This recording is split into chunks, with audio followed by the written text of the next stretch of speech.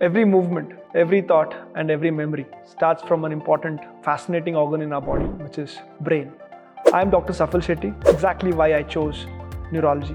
Neurology is a fascinating subject in the branch of medicine which deals with central nervous system and peripheral nervous system, which you are well aware of. And I'm very certain you have practiced it to a certain extent also during your clinical practice in medicine. Many of them say it is a difficult branch to deal with, but I beg to differ.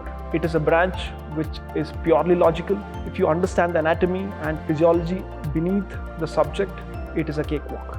It is the most logical branch which helps us to fix a patient clinically, identify the diagnosis, and treat the patient accordingly. In NEET Super Speciality examinations, we will try to bring in those concepts. We'll try to understand the anatomy in detail, look what physiology has in store for us, bring them together and try to solve complex concepts and make it easier for you. If you're ready to explore this fascinating branch, I'm with you and I'll be ready to help you all throughout. Let's try to understand this in a very simple way and answer the questions confidently and correctly. Let's try to understand science behind every symptom and let's try to understand the science behind every neurological diagnosis.